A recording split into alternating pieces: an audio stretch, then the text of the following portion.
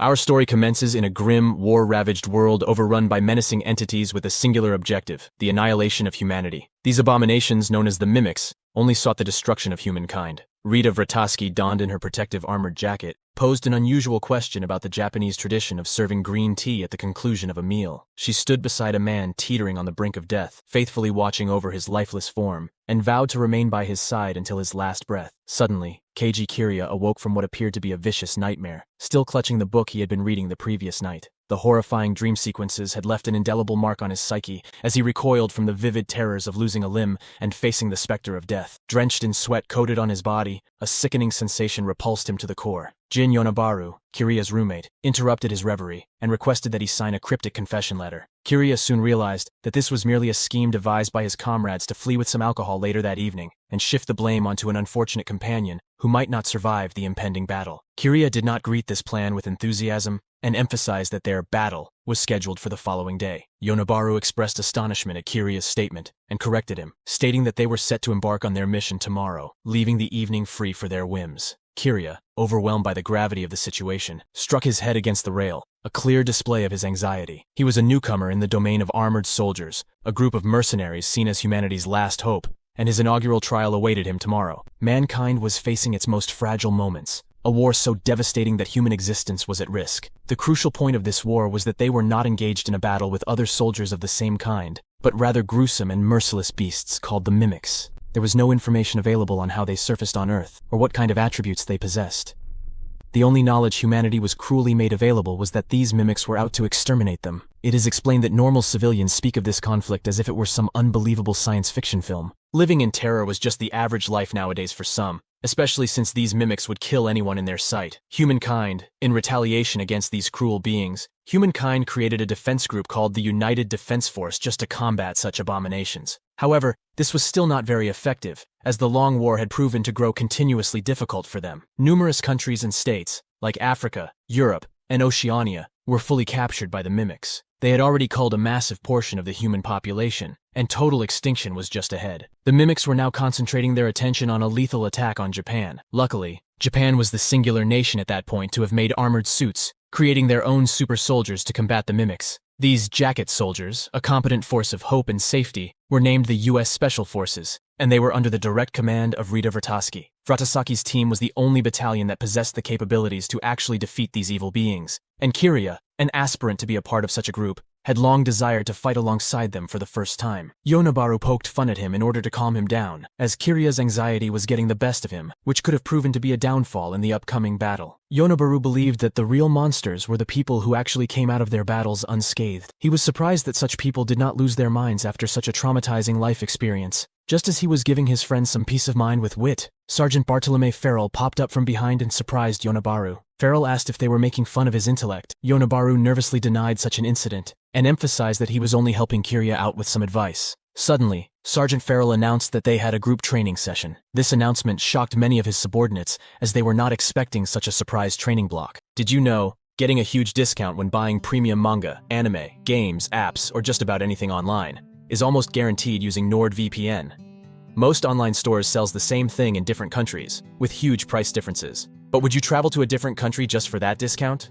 Not me. Here, you can see how high the manga price is in America and how low the price is in Vietnam for the same thing. Same is the difference for apps. See how high the Adobe apps are priced in America and how low the price is in Vietnam. Of course, there may be other countries that have even lower prices like Turkey. In Turkey, the Adobe Creative Cloud subscription is a little over $9 compared to $59 of America. So, how can you purchase things with the IP address of a different country? As you already might know, it's using a VPN. A VPN is a cybersecurity tool that encrypts every piece of data you are sending to or receiving from any of its servers located everywhere on Earth. That means you can be browsing the internet, using any location's IP address, giving you the ability to break all global restrictions and watch all the geo-restricted animes and movies. However, using an average VPN might be worse than not using it at all, as it may cause slower speed and many security hazards, but not with NordVPN. It has been proven by various tests to be one of the fastest and safest VPNs out there. I've been using it for a while before getting sponsored, and I can vouch for that. And that means you guys can purchase it, with the 65% discount, and an extra 3 months using the link in the description. And if you are wondering about after-sales service, fret not. It has a 30-day money-back guarantee. Farrell repeated himself loudly to capture the attention of all of his subordinates, and then followed it up with the fact that they had a sudden inspection just now. What they found was that most of the training equipment fell short in terms of adequacy and functionality. This was just punishment for them, as they were careless with their own gear. Many of Kiria's comrades questioned in nervousness what this training session would be about, since their coming battle was tomorrow. But he already had a good guess that it would be something related to physical activity. This bummed out Yonabaru and his other comrades. Kiria jokingly replied that this was what he saw in his dream. 3 hours of push-ups awaited them, according to him. Yonabaru desperately hoped that his friend was wrong, as he and the others weren't ready for such a beating. Fast forward to the training grounds, the young soldiers were rigorously doing push-ups, as that was the decided activity. Yonabaru, now annoyed, remarked that Kiria was right, which left Kiria wondering if his dream had actually become reality. At this very moment, Kiria glanced over at the U.S. Special Forces stand next to them. He saw Rita Vrataski, the girl from his dream, and coincidentally, the jacket soldier widely regarded as the best in the entire world. Yonabaru's face fell flat. He had not expected Vrataski to be of such short stature. She looked like the kind of person who would never engage in violence and was the most innocent of the bunch. The ironic fact that she was the same person who had been crushing the mimics as recently shocked him dearly. He reminded Kiria never to judge women based on their looks, as Vrataski was just one example of how deceptive their appearances can be. Yonabaru further mentioned how there was a vague rumor flying around that these special forces were just a propaganda unit to promote the use of new weapons and tactics, meaning they were just for appearances and did not possess any talents. He thought that if that possibility were actually true, then it would make logical sense to let a woman lead such a complex group, as it would fulfill an agenda. Kiria yet again pondered if he had seen this particular girl somewhere before. Yonabaru teased him if he'd fallen for her as he dozed out, staring at her just now. Vrataski suddenly looked in the direction of Kiria as she noticed him staring at her. She started walking in their direction, as Kiria further descended into nervousness. Vrataski, to the surprise of many, asked the group commander if she could join the training session. She was given permission, and so she engaged in the push-up position right next to Kiria. She then asked Kiria if he had something to tell her, as he was continuously staring at her to no end. Kiria grew anxious and nervously glanced away, denying her question. She affirmed to him that she was not used to people just staring at her for no reason. Kiria apologized that there really wasn't any reason, and he had nothing to ask. He thought to himself how she possessed the looks of an ordinary girl. There didn't seem to be anything special about her. At the end of the hour-long training session, Kiria pondered to himself how, in his dream, the period lasted for 3 whole hours. Yonabaru and his friends were only excited about the party they were going to have and didn't care about much else. Kiria declined the invitation as he was not in top shape and was more interested in reading his book. In the dead of the night, he frantically realized that he was aware of all the content inside of the book, despite not having read it. He brushed it off, thinking that maybe Yonabaru told him about it at some point. Kiria strengthened himself with conviction that the dream was merely meaningless. He would survive whatever trials were destined for him tomorrow. The very next day, the group leader exclaimed that they were headed straight into battle on an island. The objective of this group was to retake this island from the savage rule of the mimics currently dominating it. Soldiers geared up and readied themselves for battle, as the first trial for some, including Kiria himself, who was more ready than ever. The lives of millions depended on these soldiers, as this was a crucial point for entering Tokyo. If the mimics successfully made their nest on this island, all of the residents of Tokyo would be at grave risk. That was the reason why it was so necessary that they recapture this island, in order to preserve the safekeeping of the masses, including their own families and loved ones. Kiria and Yonabaru were both engaged in a passive sniper's position, the focus being to hold off all the mimics that managed to successfully cross the main force. Just then, they spotted a mimic in their direct line of sight. Kiria locked the target on the enemy and pulled the trigger to little avail. Yonabaru noted that there was a whole army of mimics coming right towards them, thinking to himself how such a number could have gotten past the main force. Yonabaru hurriedly exclaimed that they had to retreat, as such a number was going to overwhelm them. Unfortunately, just then, he was struck by the mimic's attack, impaling him and leaving his lifeless remains on the battlefield. Kiria grieved, seeing his friend's body lying on the ground. However, the next attack was aimed at him, rupturing his flesh. He relentlessly cried in agony as the burning sensation overtook his entire body, leaving him writhing in pain until he eventually passed away. He thought to himself that was the moment when he would cease to be forever. Surprisingly enough, he finds himself awoke in his bed clutching the same book he was reading a day before. He panicked and checked if his body was still intact, because to his notice, he literally had just died. Yonabaru handed him the same confession letter from the day before and asked him to sign it. Kiria recalled how he had just faced death and how he shouldn't even be here. He became sick at the memory of how he had just been disposed of. Despite time repeating itself all over again, Kirya denied reality and continuously questioned the dream he just had. The events presented themselves in the same sequence once more, as Yonabaru told Kirya that they were rolling out for the mission tomorrow, the same mission in which Kirya had just been executed in his dream. Kirya stumbled upon his book and searched for the scene he was reading. He noted that he knew all of it before even looking at the lines. He cornered himself into the realization that maybe the earlier dream wasn't just a dream either, that he had been a vital part of these vivid experiences. This meant that he had died 2 times thus far, and was only going to die many more times if he had stayed in the base. He decided to run as fast as he could, anywhere away from the facility, and somewhere death could not strangle him once more. The process of death was simply too agonizing for him. He did not want to endure something so cruel and ruthless, a vicious cycle that he would be plagued with over and over. He lost focus and accidentally bumped into Rachel Kisaragi, who was just in the middle of her duties. He incurred a small injury because his head landed against the cart. Kisaragi raised concern, and Kirya tried his best to de-escalate the situation by telling her that he was all right and it was nothing to worry about. Sergeant Farrell pops out of nowhere and asks why there are heaps of potatoes on the floor. He asks Kirya if he has been a part of this incident, to which Kirya agrees and says yes. Farrell inspected the bruise on Kirya and said that it was just a small injury. Kirya benefited from this small encounter because the sergeant gave him the leisure to skip the incoming training session and just get his wound treated instead at the infirmary. Kirya resumes running long and hard, escaping the facility. Deserters were known to be shot should they ever flee, but he gambled because he was going to die tomorrow anyway. Running away seemed like a much better option to him. He sprinted fast ahead on a road that he thought would lead to a small town where he could hide and be safe. Suddenly,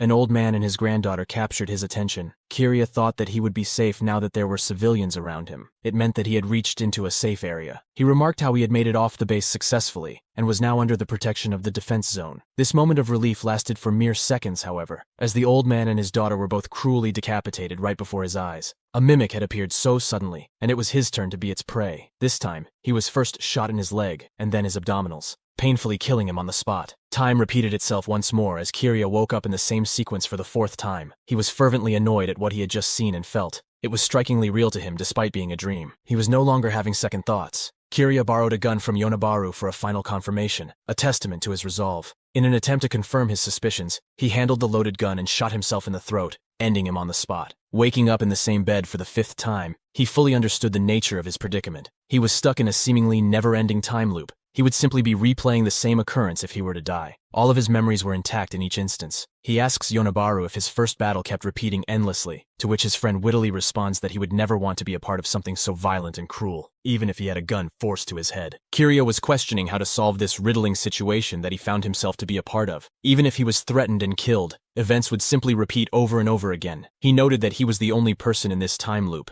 as other people did not keep their memories and simply repeated the same actions. He was the only one in this unique trial where he had to face death over and over, even if he was afraid of it. There was simply no other choice. He strengthened his resolve, thinking that if these were the conditions of reality, then he would simply try and match them. He had no business complaining. He would fight for his existence and vowed to survive until the very end. He recalled that he had died twice in battle, once by the sea and once here, implying that this was his 5th attempt to survive. Kirya marked the number 5 on his left hand and prepared himself for the war that he was readily about to face. He envisioned his childhood, where he and his friends would pretend to play a fight against an alien invasion. Everybody had roles in the game. He liked the role of becoming a sacrificial piece, a decoy for the rest to win their battle. He was good at playing that kind of hero, always running in front of the enemy and taking the brunt of the fire, dying in the process. And then, the remaining people would capitalize on his sacrifice to win the war. But now it was different. Now he realized that life wasn't just about mere games. Life was more fragile than he thought, and death was more agonizing than he could have ever imagined. He knew this feeling all too well as he had died 4 times in a row. It wasn't just something he was unsure of. He was certain that death's embrace was grim and real. He was no longer interested in dying over and over again, a minimal sacrifice of the war that would amount to nothing. He longer wanted to be a decoy for other people. His new goal was to survive on that battlefield instead, valuing his own life. Even though it was a newfound goal, the question remained how he would ever manage to do that,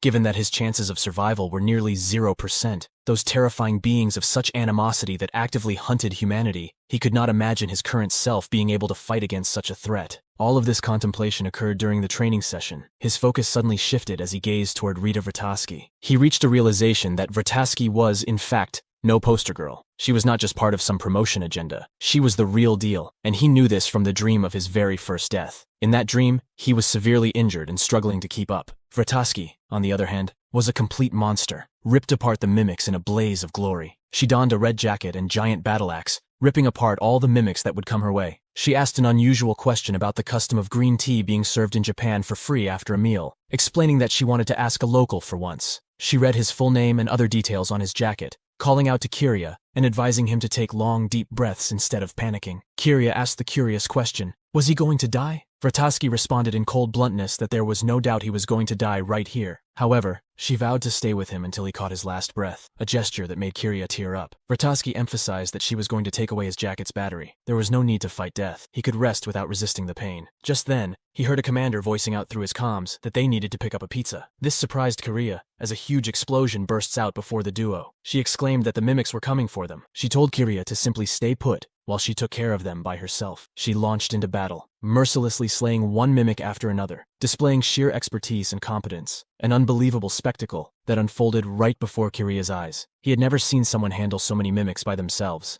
Rita Vrataski was no poster girl. She was a force to be reckoned with. Her agility allowed her to quickly dispose of many mimics without getting hit by their attacks. She was efficient in the art of combat and had the strength to back up her speed. She was no different than an invincible soldier that the mimics could not defeat. Disobeying Vrataski's orders, Kiria thought to himself that he was going to die anyway, so he might as well take out one or two mimics with him. Just as he was going to partake in the battle, he was struck by a fatal blow that sliced his left arm, launching him as he passed away in an instant. This was the first occurrence of his death, the beginning of the time loop sequence. Kiria, in the present thought moment, agreed with what he had seen in those dreams. Vrataski was no joke, and he had seen her battles. He pitied himself at the realization that he was just a no-good soldier who would, at best, be able to beat only one mimic. Vrataski and her group then departs from the training session. Seeing this, Kiria was yet again struck with another realization. The fact that she did not join him in this training session meant that his actions directly controlled the fate of the future. He was the one who influenced her to join him the last time he saw her in training. This meant that Kiria had a chance at life, as he would try to defy the odds by a small percentage each time. Even if his present chances were grim, he would try to push his luck to the very limit for survival by changing his course of action and continually influencing his future. Interestingly, this time, the training session went on for 3 hours, furthering the proof that Kiria's actions took control of the future. Relieved from the session, he remarked that he would just stare at her the next time he saw her, so the training session would just be an hour's worth of time. The problem with his assessment was that he would still be a rookie. That fact would not change even if he repeated the time loop. He wouldn't be stronger. He witnessed Yonobaru and his comrades playing a board game, where Yonobaru's opponent remarked that he would never defeat him because he relied on his natural instincts and did not take advantage of forethought. He did not think ahead of the game and simply acted based on his feelings, which was how amateurs played the game. Such players would never be able to win with great luck, no matter how many times they tried. It was important to read the other person's moves, study their behavior, and employ numerous tactics in many situations. All of these techniques would ensure some chance at victory and survival. If a person repeatedly tried to study at such a pace, they would become victorious. Kiria reached a state of enlightenment upon hearing such knowledge. He understood what he precisely lacked: actual combat skills. Combat skills were the leverage that Vrataski had above all others. She had better judgment and capabilities than other soldiers, ensuring that she would win all her battles. This was the part that Kiria needed to improve for any survival on the battlefield. He decided to visit Sergeant Farrell, who had been stationed on this base the longest. This was a testament to his survival skills, making him the most tenacious and the most resilient among all others. One could call him the most experienced soldier at the base, which meant that Kiria could receive meaningful assistance from him in terms of physical and mental ability. He remarked how Sergeant Farrell never skipped out on his training to this day, and asked if he could train with him as well. Farrell quickly turned Kiria down as it seemed pointless, asking Kiria if he had ever heard of the expression, Kiri Oboeru. Kiria confusingly looked at him. The sergeant continued that it was an old adage, a samurai saying that meant strike your enemy and learn. It was clear what he was hinting at, the point being that normal training would amount to next to nothing for Kiria. What he wanted was real experience against the enemies before him. This was how the great swordsmen Tsukahara Bokuden and Miyamoto Musashi learned, capitalizing on their countless duels in real battles instead of normal training sessions. The only way to learn was to experience it in real time. That was the kind of experience most valuable for a soldier. Upon having heard this, Kiria became enthusiastic because these conditions were perfect for him. The time loop would allow him to take on his real battles over and over until there came a point where he would reach the levels of Rita Vrataski and those master swordsmen. It was the perfect opportunity for him to sharpen his skills and become stronger. The sergeant noticed Kiria doze off into his own thoughts, grinning in the distance, and told him that it wasn't something funny. Kiria apologized. He now had a surefire way to increase his chances of survival. Farrell noticed a strange look in Kiria's eyes and ordered him to suit up in his first-tier gear. They were going to have a training session in 15 minutes. There were 5 rules of the time loop. Rule 1. Upon Kiria's death, he will return on the morning of the day before his first battle. Rule 2. The first rule applies no matter how or where he dies. Rule 3. He cannot escape or run in any way. Rule 4. His memories of each occurrence will remain. And the final rule, what happened before will not happen in the same way again. There was only one way to escape the time loop, and that was to make his body competent enough to withstand the onslaught of the coming battle, rendering the possibility of his death out of question. Kirya was now on loop 12. He had died 7 more times and still rose up no matter his mediocrity. He was just an inexperienced soldier who wanted to become someone capable. How he died no longer mattered to him. The goal was now to rush into battle. There was no point in running away. The only way to survive was to adapt to the conditions of the warfare and become better each time. The sergeant advised him to keep his auto-balancer off from his jacket, a function designed to keep the suit upright. However, its drawback came at the cost of slowing down movement by a fraction of a second, which could prove to be a vital moment in life and death. Kirya had overcome his fear of death. He would confidently run into hordes of mimics in order to challenge himself. What he lacked was a way to land a sufficient fatal blow. He needed better firepower. An ordinary jacket soldier was equipped with a 20mm rifle. Although it was powerful against humans and other objects,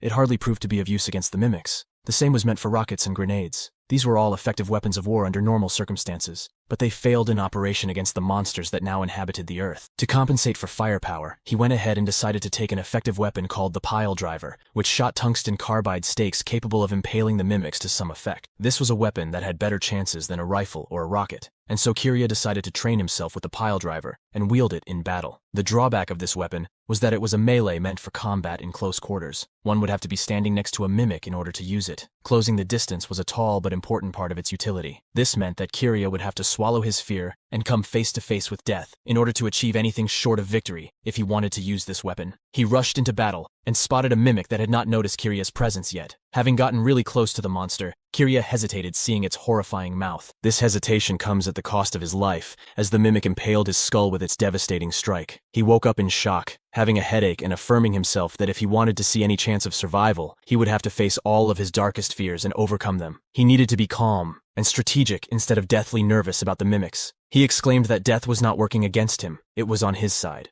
On the 21st attempt, Kirya successfully managed to kill his very first mimic without dying. He experienced relief that progress was being made, and he was becoming better. He tenaciously remarked that he would soon be able to kill multiple mimics at once with the rate of success he was having. Kirya saved Yonobaru from a near-death experience as his rocket launcher jammed in battle. Yonobaru and other comrades were now simply unable to recognize what stood before them. Kirya no longer seemed like the frail individual they once knew. They thought he was inexperienced and full of fears, but now he bolstered such confidence and skill that he could kill mimics, whereas they could barely hold their own weight. Kirya gave them a warning about mimics coming from the east and ran off to fight more. He had now become a jacket soldier whose capabilities were respected by many, including the sergeant himself. But it was still not enough as he kept dying over again. He needed to improve upon his skills further. It was now Loop 47. Kirya secretly planned to infiltrate into a controlled facility of the US forces. The problem with the current weapon, the pile driver, was that it had only 20 rounds. That meant only 20 chances of killing the mimics. He would be unable to kill any more than that number. He wanted to opt for efficiency, something that wasn't prone to running out no matter the longevity of battle. And that was the reason he infiltrated the facility. The warehouse held all kinds of weaponry. He patiently waited for the 2 guards to leave the patrol site and made his move. He strategically timed his stride and went right past the guards without being noticed. His infiltration was now successful. As he had entered the warehouse, he continued to walk, finally spotting the person he had come here for. It was First Lieutenant Shasta Rail, specializing in weapons management and research development. Her focus was to prepare custom gear for jacket soldiers to use. Kirya requested Rail to forge the same weapon as Rita Vertasky, a giant battle axe none other than the one that she wielded. Rail questioned in confusion. She was a girl of short stature and terrible eyesight, but even with those disadvantages, she possessed a brain unlike any other. Having graduated from MIT at the top of her class, she was a tech genius. She was responsible for handling gear at this base, and she was also Vertasky's personal technician. However, one could never tell that apart by simply looking at her timid body language. Kirya wanted her to forge him the same weapon as Vertasky, but she refused, saying that she had repairs to work on. It was also too out of the blue for her to simply accept this demand from a person she had never met before. Kirya revealed that he had a custom external memory unit chip,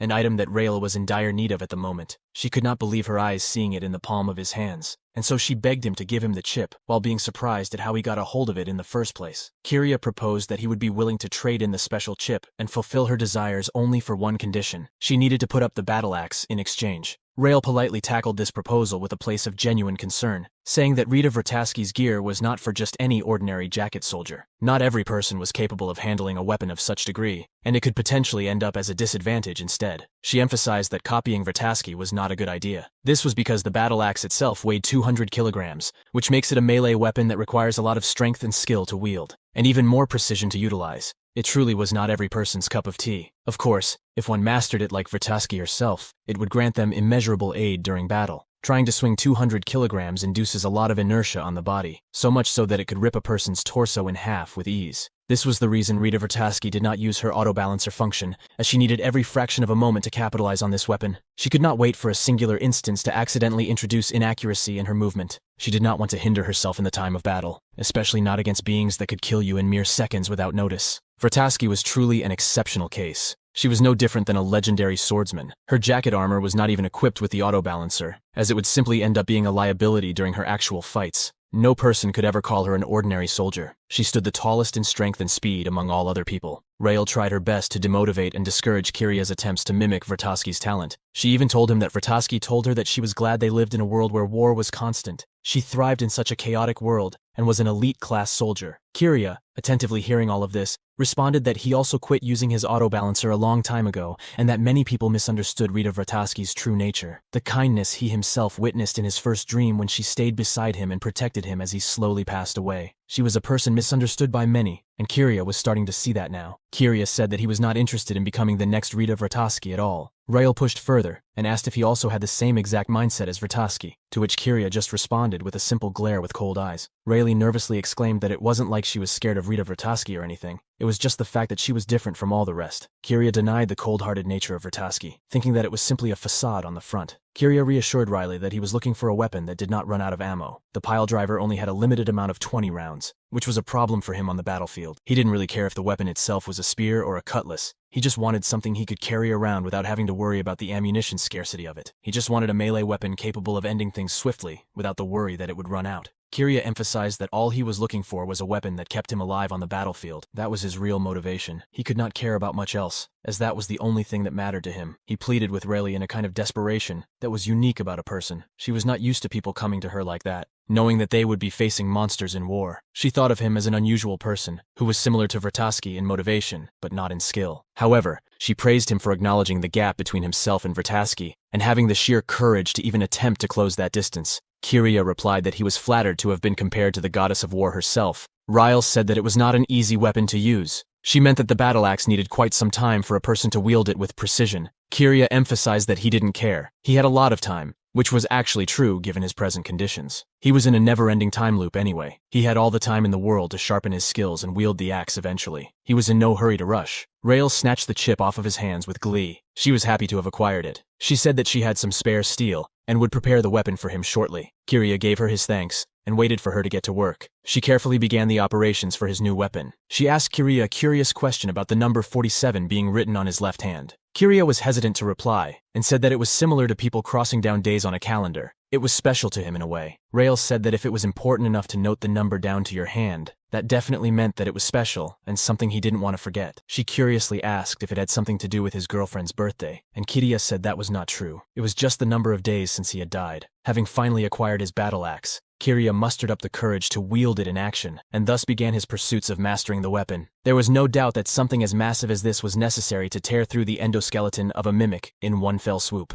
A weapon so dangerous it posed a threat to the wielder themselves. It did not matter to him if something of this magnitude was harmful to his life, as long as it brought results and increased the likelihood of surviving the cruel war. Kiria had a daily routine that he followed the very same every single day. He would get up at 6, the same time every morning after his death, ignore Yonabaru, and immediately go over to steal the silicon chip from the armory. This was the chip necessary for him to get Rael to forge his battle axe. He would then eat breakfast in 30 minutes and train with the intention of correcting his mistakes in his previous battle an hour later. At 9, he did physical training with the rest, and after that, went to Shasta Rail to forge his battle axe. He would then eat lunch after their meeting and train with Sergeant Farrell in the afternoon. The training session would last for roughly 4 hours, and then we would get his final meal of the day, his dinner at night. Taking some time off, he would go to Yonabaru's party to relax, check his jacket afterward, ensure his drunk friend would get in bed, and then finally go to sleep. This was the routine every single day, a tireless routine that did not change at any moment. The only thing that would be different for him was his training sessions. The rest of the tasks were all the same, and he was now so used to them that he could do them in his sleep. It was a boring, shallow life for Kiria, but he did not have any other choice. The only way to break this kind of life was to get better every day, setting emotions aside and only focusing on discipline and skill. As long as he could manage to improve a little bit every day, that was enough for him, and that day would not be wasted. The onion soup at lunch given to him by Rachel Kisaragi was delicious at first, but eating it for 80 days straight made him lose his sense of taste. It became bland and tasteless, barely resembling an edible meal to him. He noted all the slightest details, the soup splashing at him at the same trajectory every day without fail, the behaviors of all the people around him. Food was just a source of energy for him at this point. He had a headache. He had died for 80 days now, and it was only going to continue on. His eyes were baggy and displayed tiredness, although they were filled with stubborn desperation to succeed in this ruthless endeavor. He noticed Vrataski sitting 3 tables away from him at the front. He intentionally did not choose for this to happen. It was just a repetitive coincidence. He jots down the little moments of Vrataski, down to the very last second. She failed to pick her bean and reflexively caught it, and then she ate the pickled plum, which caught her off guard. Kiria had witnessed this moment play out many times before, and so he was not surprised by her reactions. He pondered how a person like Rita Vrataski showed incredibly childish reactions to someone her age. She was supposedly 22, but looked younger. He thought to himself how she would probably look cute in a dress or any ordinary piece of clothing aside from a military uniform. Just then, one of the seniors slammed Kiria's table and rudely asked if he was enjoying himself. This was a first for Kiria, as it did not play out in his normal routine. It was the first time someone at this base actually picked a fight with him. The reason this senior showed up and behaved this way was because he had observed Kiria being discontent with his food. It was as if he was trying to eat and swallow something that was stuck on the ends of a toilet brush. The situation escalated as his reaction grew far more erratic and absurd. He was angry that a soldier was not grateful for the food he was being served, though in Kiria's case, this was not his fault. It was just ordinary to him now. He grabbed Kiria's collar, causing a scene and spilling the soup. The lunch lady, Kisaragi, wanted to put an end to this fight immediately. Even though she had caused a complaint about how miserable Kiria looked while eating the soup she made, she had no intention of a situation escalating to this extent. She wanted to preserve the harmony of the cafeteria without any conflicts in place. Kiria joked to himself that maybe even this was his fault. He just looked like a grumpy and unattractive lad. Kisaragi tried to resolve the situation by giving Kiria shrimp in order to make up for his soup being spilled, but the rude senior had other plans and said that he was not finished with Kiria just yet. He was in the mood to teach him a lesson. This was a mistake he made in his judgment, however, underestimating the man just in front of him. He tried grabbing onto Kiria's shoulder, but failed to do so as he swiftly dodged and redirected his strike onto another table. Kiria was so skillful in his approach that he caught the shrimp and offered it back to the lunch lady, Kisaragi. The senior, now raging in his fury after being embarrassed like that, got up in an aggressive stance. It was now clear to all of the people in the lunchroom that a fight had just begun, and Kiria was caught in the middle of it. Kiria's own friends, Yonabaru and other comrades, cheered for his victory. The furious man prepared to launch a strike, a punch right into Kiria's face. Little did he know that Kiria far surpassed normal combat skills. He thought to himself how it was entirely meaningless to even try to hit him now. He would easily be able to maneuver against any person who was still thinking in seconds, as Kiria was now able to outpace such a person with ease. An advice Kiria took from Sergeant Farrell was to break down seconds into even smaller fractions of time. This would let him focus on every moment in combat. He could break down every second into smaller bits and see a punch coming from a mile away. You cannot stretch time, he thought to himself, but you could carve the perception of time into finer and finer details. The adjustment would be made so that he would easily be aware of a strike at a moment's notice, to turn an undesirable situation around in an instant to his advantage with just his combat skills. With the same mindset, he swiftly dodged the many strikes of the furious man before him. He did not break a single sweat and danced to the beat of his own rhythm. This angered the man even more, as he told Kiria to stop running around. Kiria was not just focused on the direction of his strikes, he was keenly observing his entire body language from the start of a technique to the finer motions to the ends of a blow and the coming of the next. He knew from the stances alone if it was a left hook or a jab, and he used minimal movement to dodge a strike in order to waste little energy and in order to keep his balance. During this ordeal, Kiria had an absurd number of chances to simply kill the man before him, but of course, in this particular situation, he could not. He decided that it was best not to win as the man would just give him more trouble and waste his training time later on, something he did not want to compromise. People in the crowd kept rooting for Kiria to strike back, but he was too focused on his own objective instead of following others. He noted that the next attack, a light punch, should be enough for him to endure, except he underestimated the magnitude of the blow, and it struck him heavy in the face. Kiria immediately went down and was knocked out. His friends rushed in to see if he was okay. Vrataski, in the distance, observed his fight, and praised him for his moves before departing. Kirya later found himself awake in the Kisaragi's kitchen. She asked if he was finally awake and recovered from the blow. Kirya lowly said yes,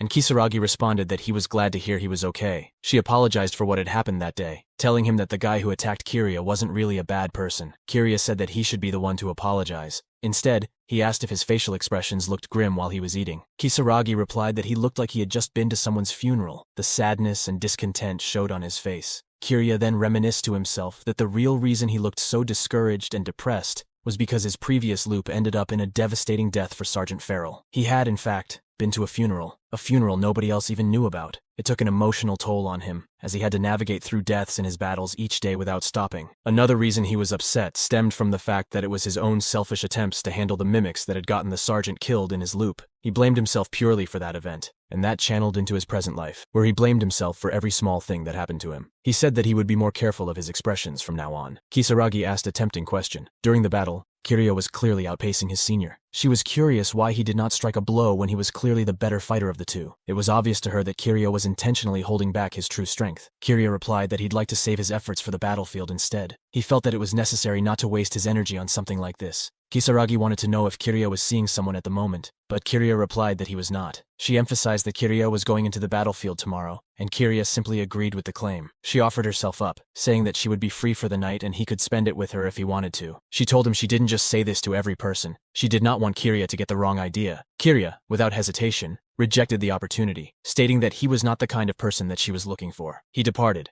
saying he now had to go and train. Kirya ran out of the room and thought to himself how Kisaragi looked identical to his librarian crush in high school. She liked to read mystery novels, but Kirya did not confess his true feelings to this girl. But it was not because he was pathetic or looking to change his mind. The connection between his broken heart and his application to join the United Defense Force was not real. In his mind, if life to him was a one-time thing, he would have definitely spent the night with Rachel Kisaragi, but it was not. His life now had a completely different objective, and he wanted to prioritize all of his efforts in achieving his goals instead. We then see Kirya meeting the sergeant and requesting a training session, as he did every day at the beginning of his loops. Time passed. The loops continued. The number rose every day, and Kirya's battles grew fiercer than the last. 45 minutes was his best time on loop 99, then it shot up to 57 minutes. He was getting used to the longevity of the battle. The mimics always broke through Yonabaru. He was the weakest link of the group and died each time. Kirya started experiencing severe migraines after loop 50, and this continued on for all of his battles. This was his body's limit. The headaches kept getting worse every loop as he struggled to maintain his survival. Loop 123, he was killed at the 61-minute mark from the start of the battle. Loop 154, he had severe troubles with his consciousness. He knew that he was not dead, but his consciousness faded after meeting 80 minutes after the start of the battle. He had died far more than just 100 times, and he was now fatigued in spirit and strength after spending more than an hour in battle. Kirya, without any complaints, understood that his trials were just to test his actual desire to break the loop in the first place. Back at the war zone, Kirya was seen slaughtering the mimics as if that was his only purpose in life. His comrades, including Yonabaru, all stared in absolute surprise as they saw their friend navigate through the calamities with ease and handle all the pressure by himself. His unit was caught off guard by his terrific strength and skills. He sliced through any mimic that was near him with no hesitation. Sergeant Farrell called in for the unit to be Kirya's support. He ordered them to let Kirya focus on the heavy hitting while acting to help when needed. There was no need to disrupt him or get in his way to become a liability. Kirya had now become a war machine with blood fueling him instead of oil. He had been reborn and grown into a being that only lived for fighting, a veteran who was solely interested in turning the tides of war no matter what, bending fate and destiny to his own will. He coursed through the explosions of the battlefield and took on as many mimics as he could. Kirya spotted a comrade who was barely clinging to his life. He saved him and engaged in small talk about the rugby game they had played months ago. It was a question to completely redirect the soldier's focus, a tactic previously used by Rita Vrataski in his first dream, where she asked him about green tea. He now understood why. It was to instill the feeling of peace in such a chaotic battle. Kirya ordered the soldier to take long and deep breaths to calm himself down a tad. He assisted the soldier and helped him get up. They quickly became good allies and moved on to their individual fights. Kirya recalled how Vrataski was the reason he was at peace in his first dream at the time of death. She displayed such consideration for him, and he was in great favor of her. An explosion was spotted in the distance by Kirya, signaling to him that Vrataski definitely was in that particular area, as she would shatter everything apart in her own battles. He assured himself that her area should be okay, as she was better than a team all by herself. Every single time the soldiers looked at the person called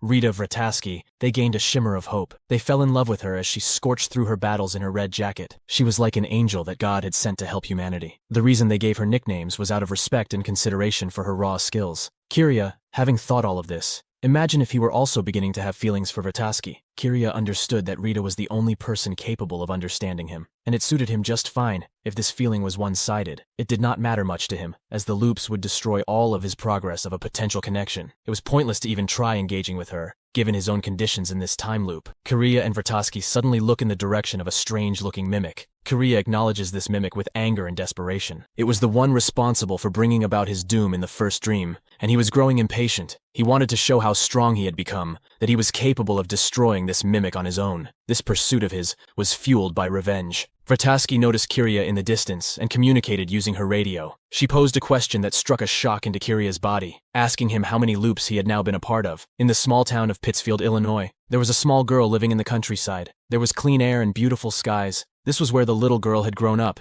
She had particularly average grades and was not any different from any other person. She possessed no special talents and disliked green peppers and celery. The only thing she was good at was playing horseshoes and pretending to cry. She came up to her father, who was a farmer. Her expression clearly showed that she was crying. The father questioned if her mother scolded the little girl, and she shook her head in response. The father declared that he would take her into the town to enjoy later, and so they both went into the town at a bar. The man running the bar had already been waiting for them for a while. The girl's father was here for some coffee beans he heard about. TV displayed the news of Hawaii being captured by the mimics. The military now had to retreat and relocate their base in the San Francisco area. The father was certain that the mimics wouldn't come into a landlocked town such as theirs, but he was fearful of the thought if they did. Mimics were thought of as alien creatures. That was the best explanation the scientists could conclude. But there was no ability to communicate with them, and that definitely meant the war would indefinitely go on until one side totally expired. There was no middle ground to be achieved, and this also meant that there was no indication of the war ending anytime soon. The old man asked if the little girl would like to join the army one day, and she politely declined, stating that although this was just a small, ordinary town, she liked it here, and it was her home. She didn't have any complaints and wanted to live a peaceful life in this town. Unfortunately, this peace didn't last for long. That very same night, snow fell absurdly heavily in Pittsfield. It was unusually cold. The little girl woke up from her sleep and looked out the window. To her horror, she saw the impaled body of a man in pikes. She immediately ran away from the window, and her father rushed in. She asked what had happened, but he did not answer. He was in a hurry, and so he grabbed her hand and rushed out of the house. There was black smoke ushered in every direction. He took the little girl and told her to stay in a bunker, never to come out no matter what.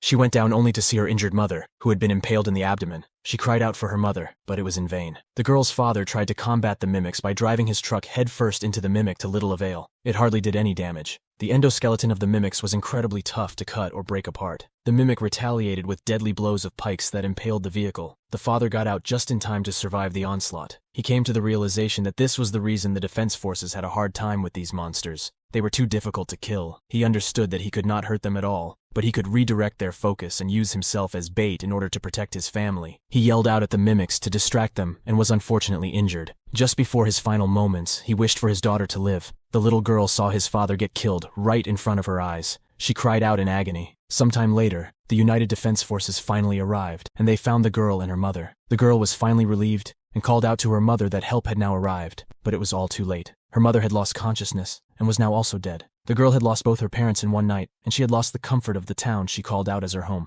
It was a pivotal moment for a girl her age. Just 3 scout mimics had burned down the entire town and butchered 1,500 people by themselves. It all occurred 3 hours before any kind of help from the defense forces even arrived. A combination of all of these factors pushed the girl to the edge. Everything precious to her was stolen from her in one fell swoop. She had nothing to go back to despite being taken in by a distant relative. Everyone had the right to join the United Defense Force once they turned of age 18. But the girl was not interested in waiting. Her entire life had changed, and her world was flipped. So she took the passport of a female refugee 3 years older, a person who lived just next door to her. She assumed the identity of Rita Vrataski and used this fake identity to her advantage. This allowed her to join the defense forces. She had nothing to live for, she thought, except for the fact that she now had the ever-burning desire to kill every last mimic on this planet in a fiery rage. 6 months after Vrataski joined the defense forces, she experienced her very first time loop. It was now obvious that every place that the mimics passed through just ended up becoming a lifeless wasteland, deprived of any signs of civilization. The living beings had to relocate from their homes and migrate elsewhere. Mimics were a threat to all life on the planet, as they ate the earth, drank the water, and even spewed out a deathly substance poisonous to all life on Earth. but only beneficial to the creatures that had come to disrupt peace, those being the mimics. All living things are in a constant state of evolution. They experience change regularly, and their environments also change accordingly. This change stems from the cultivation of land,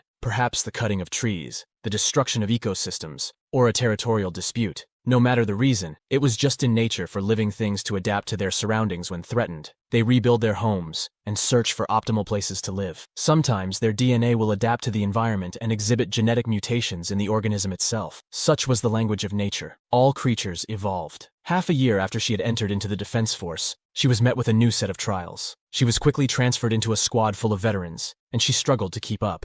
A man who had luscious blonde hair and icy blue eyes became her first real warmth. He mentioned how it seemed like Rita Vrataski was having trouble. This man was First Lieutenant Arthur Hendricks, who was the leader of their squad at the time. He ranted on about how, in some parts of China, nomads used to mix animal blood with their tea, and also ended up conquering most of Eurasia in the Middle Ages. It was clear as day that he was trying to distract her and give her some relief from the tension of battle she was currently experiencing. He then told her to be careful, and went away to his own mission. Vrataski realized that his small talk wasn't for entertainment purposes. It had the sharp intention of giving her relief from the battle, and this was how she learned how to calm other comrades down during the battle. Suddenly, her eyes avert to an unusual-looking mimic. It was different from all the others, and it had an antenna attached to its endoskeleton. She locked it in as her target and pulled the trigger. However, something completely different occurred from her own expectations. She was transported into a shower. This shocked Vrataski, as she was just on the battlefield attempting to finish that mimic off. She got out of the shower only to note that she had traveled 30 hours into the past. She questioned her own psyche, thinking she had gone insane. It only happened after she had killed that mimic, which meant that killing it again would prove her suspicions of a time loop. And exactly to her expectations, she tried killing it a second time, and time traveled into the past at the same moment as the shower. There was no doubt about it now. It really was a time loop, and she was caught in the middle of it. The activation area for the time loop was one simple condition, and it all depended on the death of that unique mimic. Vrataski tried many more times to ensure some way of victory, a way out of the time loop perhaps, but it all ended up in vain. She questioned if that same mimic was the key deciding factor to the war, and now, even if she ends up in a time loop,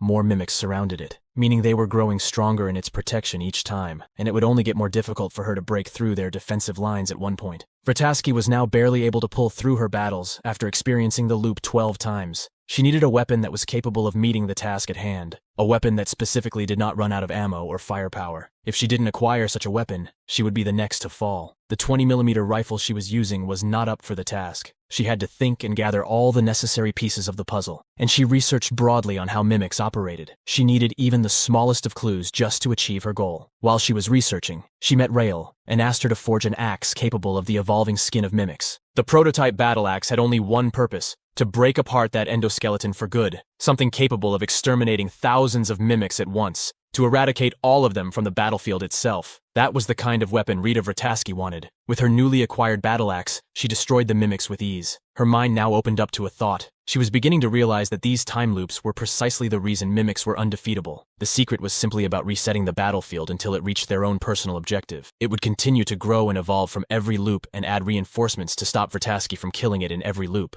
Mimics kept rewinding time to fight humans, and that was how they won against them. It was no different than hitting a restart button to replay a stage in a video game whenever you lost the battle, recovering with full health, and getting out of a tight situation. It made the consequences of battle so much more favorable for the mimics. It was almost like a sick joke. A being capable of adapting over and over again was bound to see success at a rapid rate, and humans had no knowledge of this either, making it incredibly redundant to fight against the mimics with sheer firepower alone, as they could rewind time and adapt all over again. Vrataski understood that even these time loops must have followed a strict pattern. There had to be some rules for it to work, and she was just the person to solve this most difficult riddle. She vowed to herself that she would not die no matter what, and would get out of this time loop by doing whatever it took. She would bend the war to her own will, and never lose in this never-ending battle. In her usual routine, she had experienced the daily news of the lieutenant's newborn baby, and it was sickening her to the core because of the number of times she had to act natural. She had been through this ordeal many times over, and her brain was now having a difficult time keeping up with the time loops. It occurred to her that maybe the constant migraines were also a result of the mimics and their ability to send people back in time. She read a recent study that discovered that mimics were utilizing tachyon pulses. They were emitting tachyon particles, which were considered faster than light. These particles could break the natural laws of physics,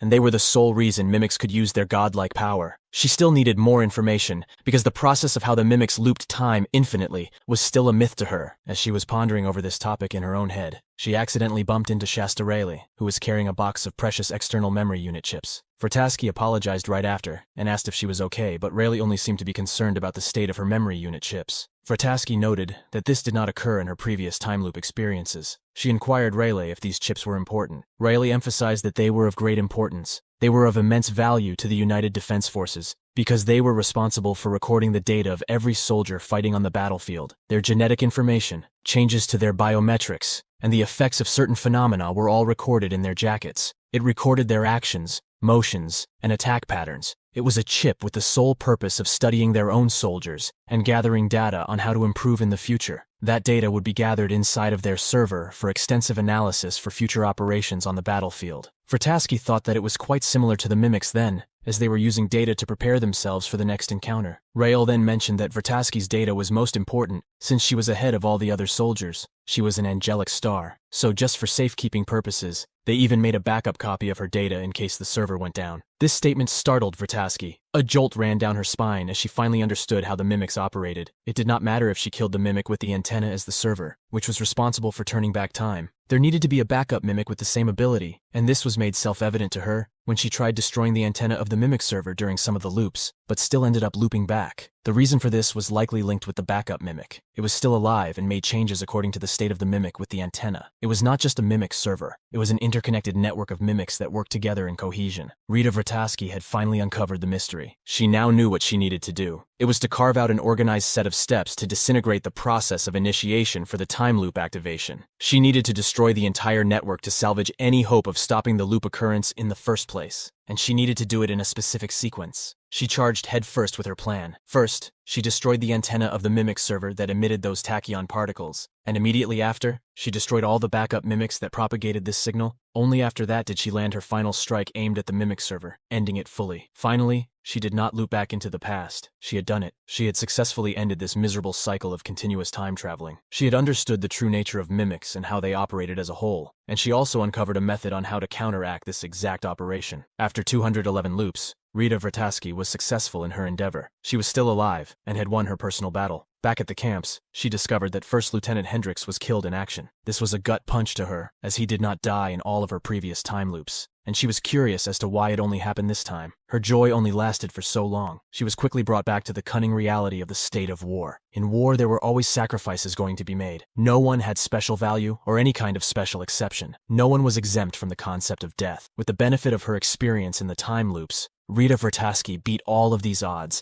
and was certain to save people in the future. Her determination did not waver. However, the fact of the matter stayed the same. There would always be those she would not be able to save. There is no such thing as a war zone where everybody survives, where no death takes place. That was an ideal, delusional outcome to demand. Probability brought would bring any person down to their own death. Rita Vertasky decided that her goal remained the same. She wanted to exterminate any and all mimics that inhabited her planet, and eventually end this war. After the battle on the Florida Peninsula, a top-secret research team was created in order to study the time loop. They performed an extensive detailed analysis of Vertasky's body, especially parts of her brain where the effects seemed most apparent. The multitude of exposures to the time loops, and as a result, the tachyon particles altered Vertasky's brain structure. It was pure coincidence, but when she killed the mimic server for the first time, the particles triggered the time loops. It was a new step for humanity, as she experienced something no other being ever did. She'd become an anomaly that had the ability to loop back time and gain ultimate experience as a result. She traveled all across the world with her abilities in the hopes of aiding those who needed them most.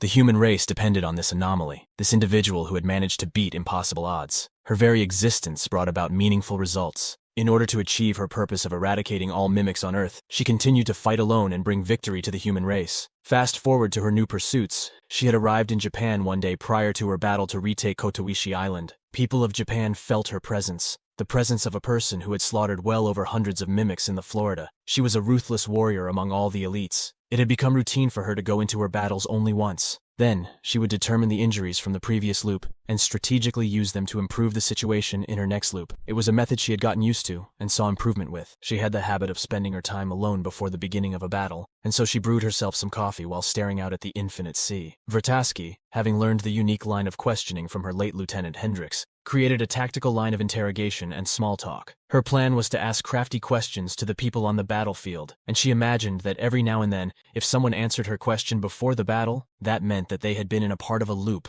and experienced the same battle once before. This would ground her reasoning that they were experiencing a time loop, in which case, it would be that person and not her who entered this vicious cycle on the battlefield. However, 3 years after she escaped the time loop for the first time, she had already swiftly passed. She looked all over the world to find at least one more person who shared the same experience as her own, but in vain. She never met anyone like that, and grew depressed over the realization that she was alone. 3 years was a long enough period, and they basically concluded that she would have to fight this war all on her own, until she experienced a sudden headache, a strange feeling, an unusual reaction that compelled her to join the physical training session of the juniors at the base camp. She made her way down, her body reacting to her own accord. She pondered how she would usually spend this kind of time alone, and she did not understand why she even bothered to come out in the open to watch these soldiers. Just then, she noticed the penetrating gaze, the cold eyes staring directly at her from afar. It was Kiria, and he was intently looking at her. She was shocked to see a man with eyes like his. She could tell that his person went through some kind of hell, that they experienced major grief. Her suspicions arose, and she recognized the same sight from her own past experiences of the time loop.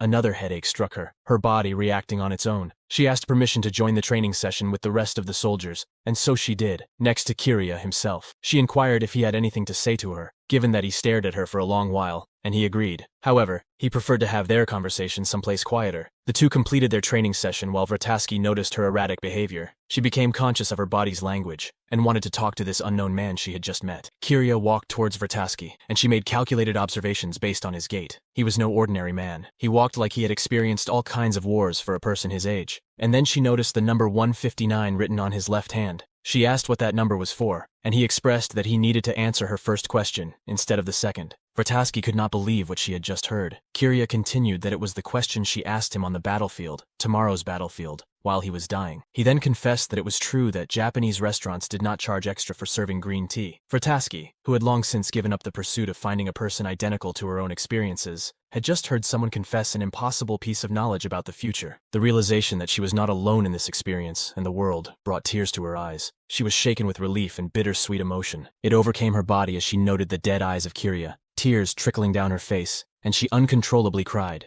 Kiria observed that she looked no different than an ordinary young girl. He then answered her second question. This number written on his hand were his total instances of being in a time loop. Vrataski completely understood the situation and agreed with Kiria's explanation. The next day, Kiria was fully determined to end the battle. He was also in the pursuit of saving Yonabaru and Sergeant Farrell, and he only had one chance to overcome it. Vrataski and Kiria came in with a sound strategy. She jumped in on his squad and asked if she could borrow Kiria for assistance. The sergeant had no objections and allowed Kiria to go with her. They both went on a devastating rampage, killing every mimic in their way. They located all the enemy lines. The number was too great, but it was nothing they couldn't handle together. Vrataski and Kiria cut apart as many mimics as they could, nothing stopping their rage in between. Their fighting styles were nearly identical. This was because Kiria learned to fight by copying Vrataski's movements, and so it seemed like they were both twins in war, complementing each other's physical ability. They remained unmatched and moved like a calamity for the mimics, no different than veterans who had fought countless battles in order to come out on top. Vrataski's goal was to handle all of the backup mimics propagating the remaining tachyon signals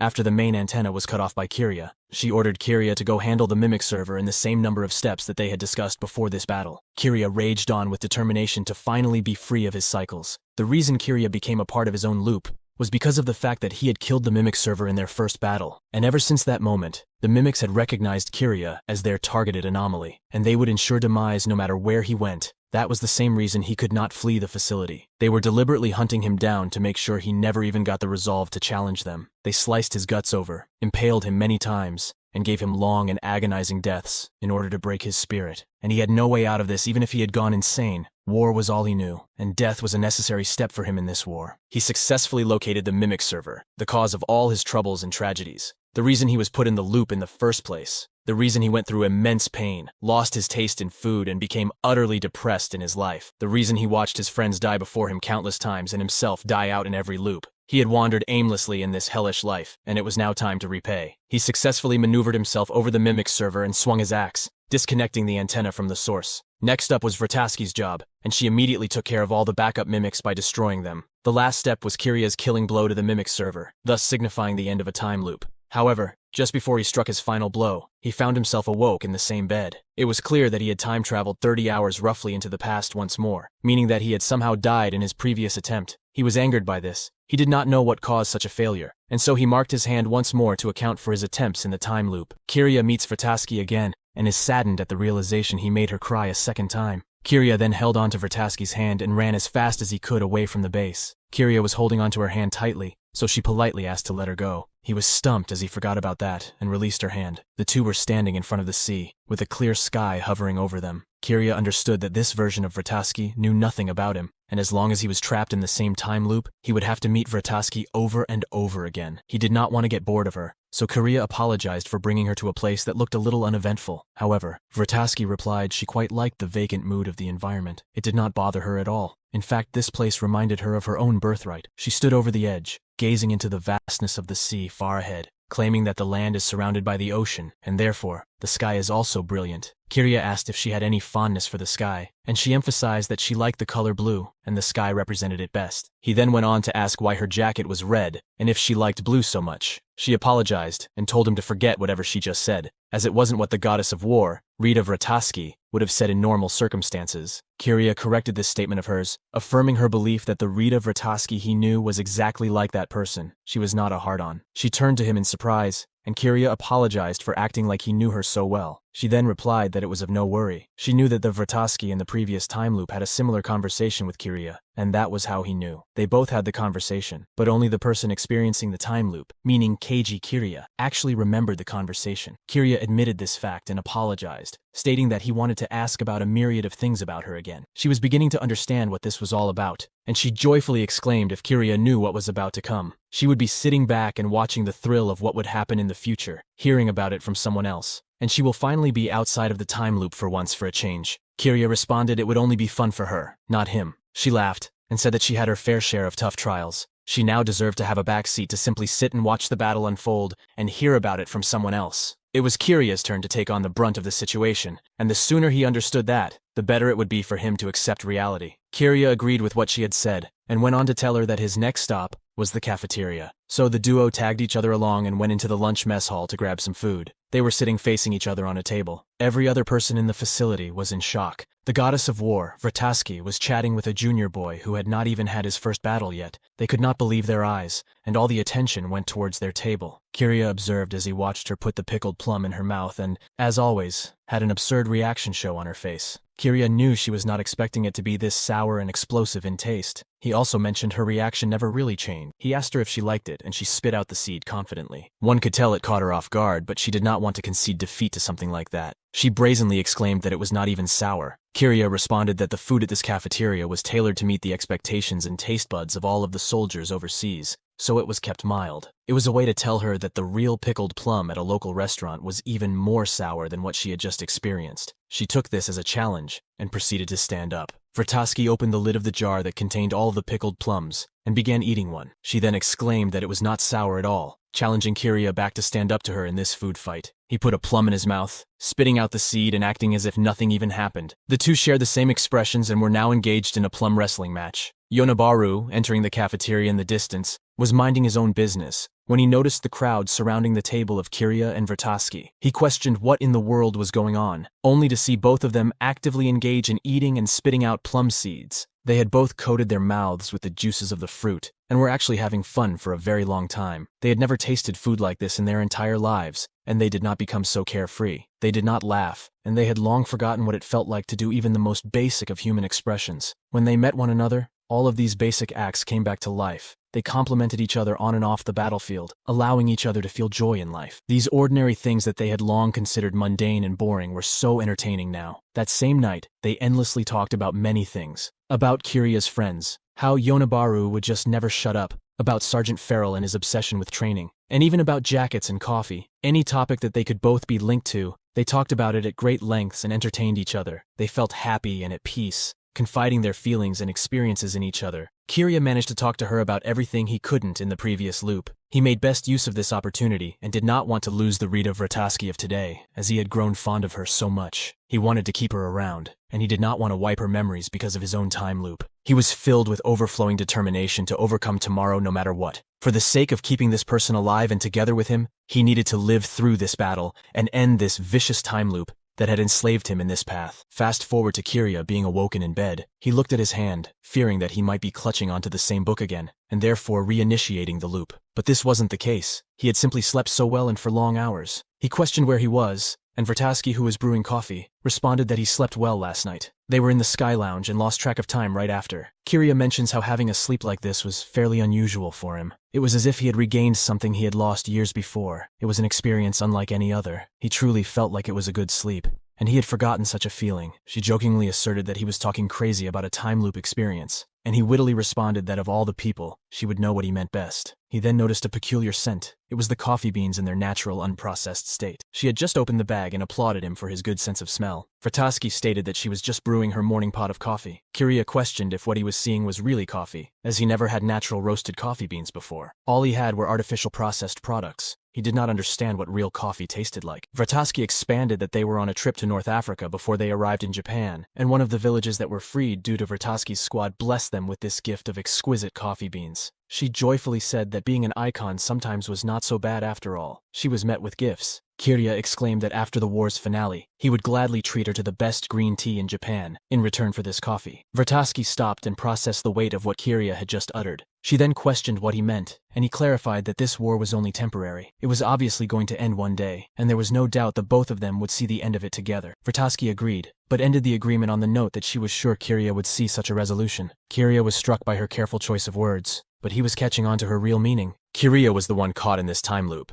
Any further iterations of the same event would just craft a different Vertasky for Kirya every time, and this version of Vertasky would be lost if he failed in this timeline. So, she felt little hope for that remark, and left it up to fate. Vertasky had grown accustomed to the prospect of war, and sacrifice as being a necessary part of any war. She did not have the same kind of optimism that Kirya shared after meeting her. Vertasky sidetracked the conversation and said that you have to steam the coffee beans first, which completely changed the flavor. She poured it into a mug for him and commented on how it smelled so good. Kirya agreed, and Vertasky told him to enjoy his coffee to the fullest. This little moment did not last very long, as a thunderous sound struck their window shields. It was a javelin round emitted, a strike from a mimic that penetrated the shield. Looking out the Sky Lounge, they saw hordes of mimics lined up at the front of the base. They were now under serious threat due to the duo working in collaboration. They wanted to get rid of Kirya at the base camp as they knew the next time that he entered the battlefield, he would ensure their demise. This had never happened before. A bold engagement at their own base. Kirya was starstruck at such an event. Vertasky commented how the glass shields were the reason their strikes could not reach them. The javelins were not able to penetrate this special glass made by the Japanese people. Vertasky tapped Kirya's face to gain his attention, and calmly explained the brevity of the situation. It was simple. The mimics always used the time loop to win the war, and they most definitely decided the only way to win would be to get rid of Kirya at camp.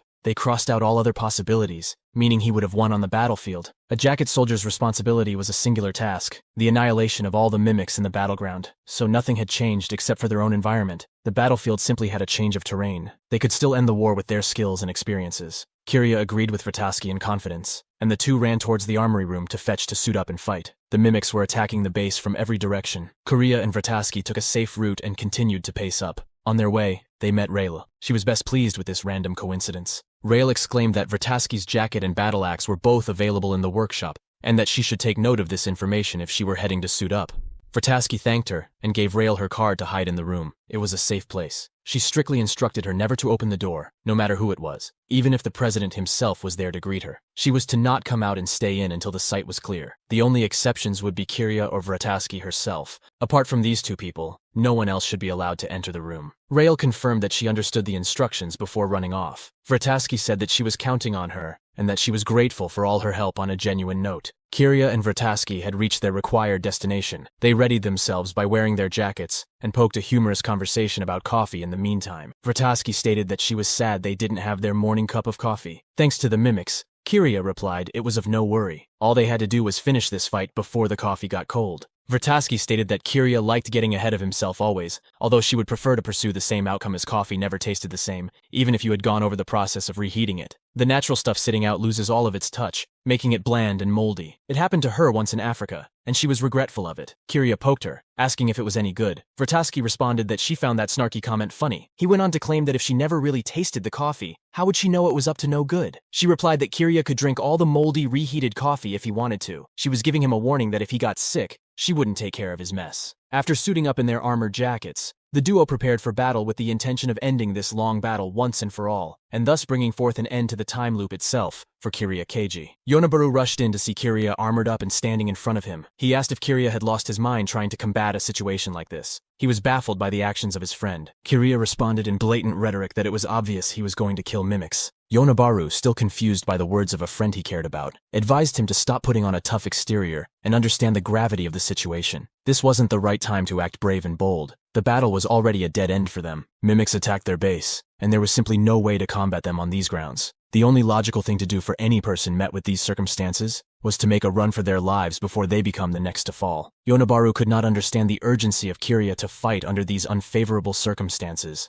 Kiriya replied that they would be right as long as Vertowski and Kiriya existed to protect them. Yonabaru was stumped by this sort of claim. He disagreed with Kiriya, stating that any and all efforts he geared in this fight would be meaningless. This battle did not need people like him. Kiriya surprisingly agreed with his friend, assuring him that there was no doubt this battle did not need them. However, the situation was different for the man known as Keiji Kiriya, who desperately needed this battle in order to get out of the time loop. That was his motivation and his ever-burning desire. He needed this opportunity to finally make things right and survive the hellish time loop. He didn't expect Yonabaru to understand any of his feelings or motivations towards this fight. Yonabaru was stupefied to see his friend be so vocal about the urgency of this battle. He gave Kiriya his final warnings and ushered him the best of luck for what was coming next. Kiriya and Vertowski headed towards their destination. It was time to unleash their physical prowess and overwhelm these bloodthirsty demons of war. The mimics at this point were not ready for the onslaught of the two champions who had experienced the gruesome war many times over. Kiriya and Vertowski launched themselves into the front lines and danced in rhythm all the way through. Their movements were in complete sync with one another. This was made possible because Kiriya attentively studied how Vertowski fought in every single one of her battles. He noted down the slightest of details of her body movements, and he adapted his own skills based on these observations. He knew how she was going to strike just by looking at the way she lunged his body in a particular direction. Small minor details such as placing her foot somewhere else and looking for her next target to crush them. Kiriya had jotted down all of these peculiar moves. He knew he could perfectly support her because he understood her better than anyone else. They did not need any verbal communication or gestures in order to concoct a battle strategy. Instead, they acted in harmony, as if one complete, unstoppable unit was in charge of the war. They were a force to be reckoned with, crossing out each other's flaws and becoming a perfect beings with no weaknesses. Sergeant Farrell and his squad were holding off the mimics in the meanwhile with little hope to succeed until they saw two mighty warriors descend from the sky, eviscerating all signs of the aliens that were once deemed unstoppable. Kiriya and Vertowski were operating on a different playing field. They leveled the battlefield wherever they went and left no signs of a mimic alive. Vertowski ordered Sergeant Farrell and his squad to follow her, as her own squad created a defensive perimeter at their hangars, allowing for a unified possible counterattack. Everyone from Farrell's squad was surprised to see Vertowski, but they were even more surprised to see Kiriya fighting alongside her. Kiriya was as glad as ever to see Sergeant Farrell in one piece. He did not want to mourn his death after breaking the time loop as he cherished their relationship. The mimics launched a surprise attack at that moment. However, it was not enough to take down the legendary duo. The two veterans conjoined themselves against one another and created a whirlwind of explosive strikes at the mimics. It was a blazing firestorm of devastating slashes with no room for an exposed counterattack. The soldiers were stunned as they witnessed a spectacle they would never witness again in their lives.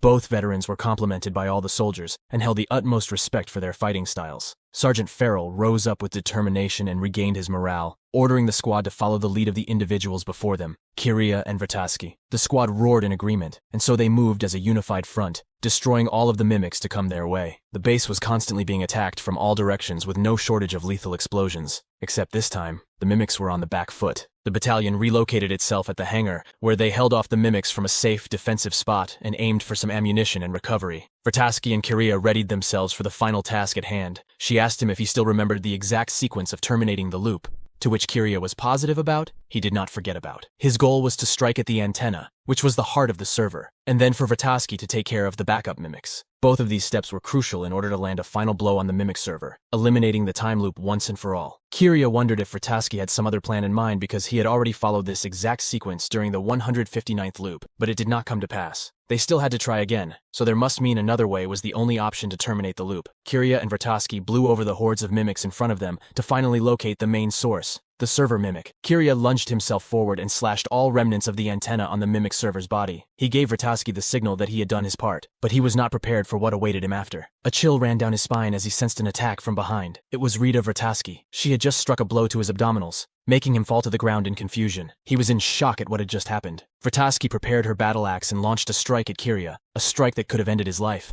Kirya successfully managed to defend against this attack, ranting in conflicting emotions about Vrataski's real intentions. Kirya wanted to know why she was doing all of this, as this was not something they had discussed. Vrataski coldly replied that it was obvious what she was trying to do. Kirya yelled in frustration that it seemed like Vrataski was really aiming to actually kill him. Vrataski then explained a vital part about the time loops. When a mimic judges a situation against their own favors, they send a signal into the past through their antennas. Kirya and Vrataski were dragged into this mimic time loop because their brains also picked up this exact signal due to their exposure to the tachyon particles emitting from the server. Continuously to have gone through that loop meant that they received the signal over and over again, their brains adapting in the process. They themselves had now become the antennas that propagated such a signal, and were responsible for the loop's initiation. Kirya's jaw dropped upon receiving this information and finally understanding the reality of the situation. Vrataski continued that those migraines that repeatedly occurred were simply a side effect of this adaptation. They both experienced these migraines, and this was proof of that. Kirya questioned where she was going with this, and Vrataski stated that this was the sole reason the loop repeated the last time, even though the backups had been destroyed. In other words,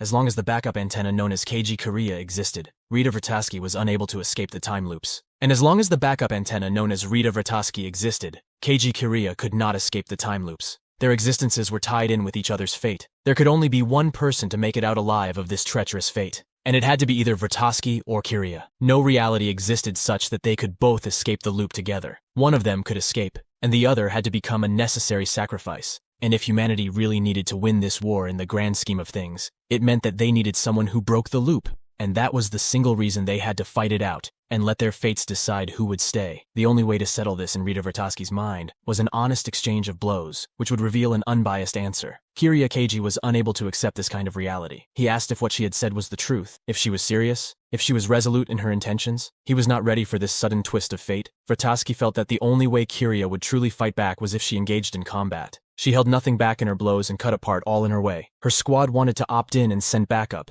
and she declined, stating that this was personal, and she would not be responsible for anyone in her path. Vrataski continued to strike lethal moves on Kirya, and he only barely dodged these strikes, as a potent attack could very well end his life. He was on the back foot, having to be on the defensive as the goddess of war, a person he now deemed close to her, was holding nothing back to ensure his demise. This shadowy figure approached Kirya, readying herself for a vertical strike. Kirya had no fear of death, having died hundreds of times before. It did not matter to him if he were to die another time at the hands of Rita Vrataski. He owed her for all his success. However, he made a vow to himself when he wrote the number 5 on his hand to fight against the world no matter the bitter end, and come out on top. He would do anything to ensure his survival, overcoming all obstacles that came in his path. He was ready to face hell as long as it meant that he would get out of this loop. He was ready to die, but not without justification for himself and his own struggles. He was not going to simply hand her a win and let her take his life. He would do anything to preserve his own existence. Anything that followed after did not matter to him, as it would be the truth of the world. He could not just give up here after all his trials and sacrifices. He had to retaliate in equal ferocity. And so he did. The two began their combat with serious intent. Kirya did not want to put water over all of his 159 experiences of the war. He did not want to put them to waste and have them forgotten for good. Those experiences fortified his resolve for a reason, and he refused to go on accepting a reality where they were nullified as meaningless trials. He blocked Vrataski's blows and struck her with an attack near her helmet, revealing her face. Both fighters were fully determined to fight for their resolve, and they were thinking the exact same thing, to bring justice to their own lives, and that was why they had to face others with honesty. Vrataski and Kirya lunged forward at each other once more, slicing everything in their path. It was a chaotic exchange of blows that continually fatigued both fighters. They were panting and mustering up the energy for another strike. At least Vrataski came striking down from the sky with a strike, descending down with all of her might. Kirya was ready and responded in kind. The two fighters unleashed their final set of attacks, and the conclusion now awaited. The reality of the situation was grim. If Vrataski survived, Kirya would have to vanish, and thus, his experiences would be rendered meaningless. And if Kirya survived, Vrataski would have to perish, and he would never be able to find a person like her ever again, rendering him alone in solitude. No matter how many times Kirya ran these simulations in his head, there was only one outcome, and it disincluded either of the two responsible for each other in this war. Vrataski did not want to talk about these things beforehand, She wanted to make their skills decide the outcome of the battle, as that would have been the fairest assessment for the two people who sought freedom. Rita Vrataski was undoubtedly the goddess of the battlefield, with no one to match her prowess. However, there was one caveat to this. She had improved upon her experiences by fighting the mimics, whereas Kiria had improved upon his skills by watching her combat those monsters. He was the only person in the entire world who had her fighting style engraved inside of his brain, and so he knew exactly what she would do in her strikes. This was the small area that Kiria capitalized upon. He knew that Vrataski was a menace to those mimics, but she had never fought Kiria before, and he knew how she would swing her weapon and make her next moves.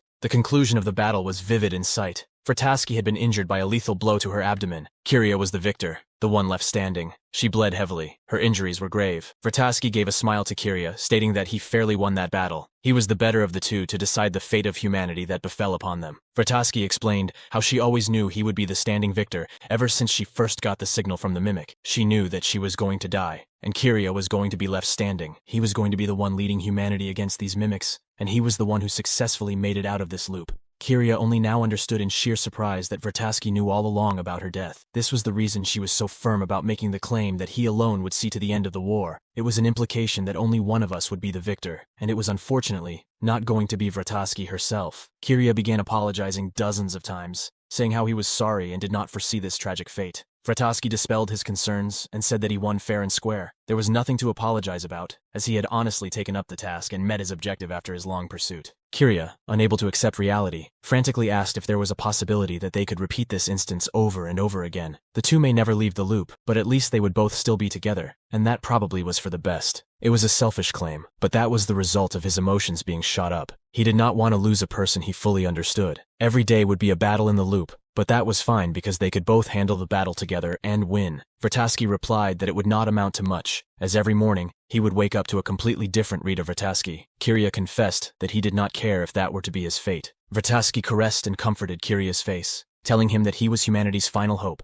He would have to save the human race and break out of this loop before what happened to her also ended up happening to him. He needed to take advantage of his condition and end the loop while he still could. Vrataski was now coughing as her final moments were soon to come. She did not have much time to live, and asked him if he had any final confessions for her before she eventually passed. Kiria's eyes poured up with tears, and he confessed his love to Rita Vrataski, a girl he grew so fond of and admired. He stated that he would stay by her side until she eventually passed. Vrataski was relieved and said she wanted the same. She did not want to die alone and wanted his embrace. The duo both looked out at the sky. It was already sunset, and Kiria described it as something beautiful. Vrataski made fun of him, saying he was such a sentimental fool. She hated red skies and liked blue instead. Her final moments come to pass as Rita Vrataski finally closes her eyes and embraces the release of death, relieving all of her struggles in life and entrusting the fate of humanity to the person she trusted most. Kiria had to fill in the shoes of Rita Vrataski, who had been a beacon of hope for humanity for years, and he also had the tall order of bringing about an end to this war because that was what she would have wanted from him as well. After her passing, Kiria finished off the mimic server and killed all remaining mimics in the base,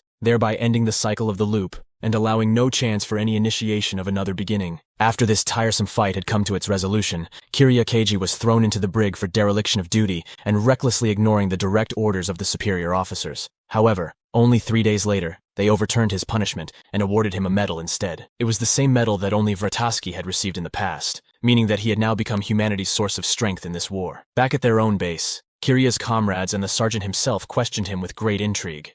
They wanted to know who taught him to pilot an armored jacket like that, and Kiria replied that it was the sergeant himself, which was true for all his time loop experiences. Farrell informed him that he was to be replaced in the position of the Valkyrie Rita Vrataski herself, and he was to be transferred to the U.S. Special Forces. Meanwhile, Kiria was looking for his jacket when he found Rayleigh observing it. Apparently, someone had carved a moniker on his armor. There were written the words, "Killer Cage," which seemed to be a sign that the soldiers gave as respect to him. Rayleigh handed him the card Vrataski gave her. It was the key to the Sky Lounge where she stayed. Kiria went on to ask a meaningful personal question, inquiring about the reason Vrataski painted her jacket red instead of blue. She hated the color red, and that was certain from her reaction upon seeing the scarlet skies. Rayleigh responded to that question in kind, stating that Vrataski wanted to stand out on the battlefield by wearing the color red. She wanted to be an easy target for all the mimics and take the burden of war upon her shoulders. This even confused Rayleigh herself, because she thought it would be counterintuitive to someone on the battlefield. However, to a seasoned veteran like Vrataski, it was not something she had to worry about. It was simply her level, taking on hordes of mimics by herself and championing vigor like no one else on the battlefield. She was unimaginably spirited in her ambitions, and that was the reason she succeeded on the battlefield. Upon hearing this, Kiria began dispersing but was asked a question in return by Rayleigh. She inquired if he somehow happened to know Rita Vrataski long before the battle, and she got flustered thinking that she probably asked an inappropriate private question. Kiria dispelled her worries and stated that they had only just met yesterday. Kiria then went on to revisit the Sky Lounge, the place where Vrataski stayed and where the duo was taken by the surprise attack of the mimics. The room was fully covered up and did not allow anyone else to trespass except the card holder. Kiria made his way to the room, stating that Vrataski's scent was soon fading from the room. Her presence was no longer felt in the same room after her passing. He pondered to himself how he had experienced more battles, more tragedies, and more troubles than any other veteran soldier in the whole world. He was truly different from the rest. He knew in the slightest of moments when to pull the trigger and how to react to any situation at a moment's notice. He had perceived time much faster and with accuracy than the average veteran, and he could very well now dodge javelin strikes, once deemed to be lethal, with his eyes closed. He was in the same realm as Rita Vrataski once was, and he remained unparalleled in his experience. While he lived, humanity had no chance of crumbling apart. He had experienced so much in the war that he knew the exact nature of the mimics and how to combat it. It was as if his purpose in life was to kill mimics from the very moment he was born. He now lived and breathed to bring an end to this war, a war that started years back and claimed many lives. He wanted to free humanity from the shackles of the past, from the chains of these bloodthirsty beings whom he no longer feared. He also made a promise to his one and only lover, his mentor, and his guide, Rita Vrataski. He would win this war for her and fulfill her desires as well as his own. The unfortunate reality struck him that even if he did win this war, she would not be here to witness the event. She would not be able to see it come to fruition. She would not be able to cheer him on. She was the only person valuable to him, a person he wanted to protect at all costs and live a fruitful life with, and now she was gone. He stared blankly at the cold coffee that had grown bitter and bland, and without reheating it, he drank it to its fullest, as if it were the last thing that she made for him. This was the tragic fate of two unique individuals who stood between the climactic war of humanity's struggle against its most formidable foe. She wore red in battle even though she hated it. It was her color, and hers alone. It will now rest with her, and he, on the other hand, will paint his jacket sky blue to honor her love for the endless blue horizon and to honor his own love for Rita Vrataski, the color that she held most precious and told him about when they met for the very first time. Don't forget to like and comment for the next part. Join our Discord for the name of the book and subscribe for more videos from us.